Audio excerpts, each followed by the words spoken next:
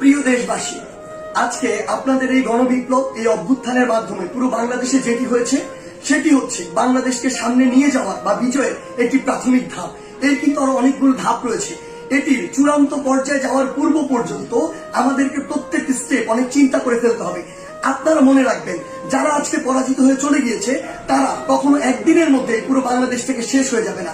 তাদের বিষ দাঁত দিয়ে তারা সর্বশেষ আরেকটি আমাদের যে ছবল সেটি দেওয়ার চেষ্টা করবে, কিন্তু আমরা সেটি আসলে হতে দিব না। আপনাদের একটি জিনিস মনে রাখতে হবে যে পুরো বাংলাদেশের যে সংখ্যালঘু ভাই বোনেরা রয়েছে তাদেরকে নিরাপত্তা দেওয়ার আপনাদের দায়িত্ব নিতে হবে। তাদেরকে যেন কেউ স্পর্শ না করতে পারে, এটি দিয়ে কোনো ইস্যু যেন তৈরি না করতে পারে।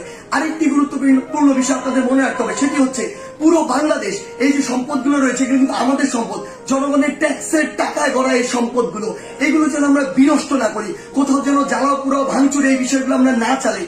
কারণ দিন শেষে আবার আমাদের ট্যাক্সের টাকায় এগুলো আবার পুনঃপ্রতিষ্ঠা করতে হবে। বাংলাদেশ অর্থনৈতিকভাবে এখন কিন্তু ভালো অবস্থায় নেই, সেখানে এগুলো আবার গড়ে তুলতে আমাদের অনেক বড় একটি সাফারিং এর মধ্যে দিয়ে যেতে হবে। সেই জায়গায় আপনাদের প্রতি অনুরোধ, আমাদের এই কাজগুলো আমাদেরকে রিপ্রেজেন্ট করে। তাই কেউ কোনো একটি কাজ করেছে, অপকর্ম করেছে, বাংলাদেশে পশুর মতো অনেক কাজ করেছে, ফ্যাসিজম করেছে, যা ইচ্ছা তাই করেছে, আমরাও সেটি করতে পারি না। যদি করি তাহলে তাদের সাথে আমাদের পার্থক্য থাকে না, বরং আমরা দেখিয়ে দিব যে কিভাবে আগামীর বাংলাদেশকে বিনির্মাণ করা যায়। আপনাদের কাছে আমাদের প্রাণের অনুরোধ, আমাদের এই সম্পদগুলো, রাষ্ট্রীয় সম্পদগুলো আপনারা রক্ষা করুন, ভাঙচুর জ্বালাও পোড়াও থেকে আপনারা দূরে থাকুন। আমাদের যারা মিডিয়া কর্মী ভাই বোন রয়েছে তাদেরকে আপনারা সহযোগিতা করুন।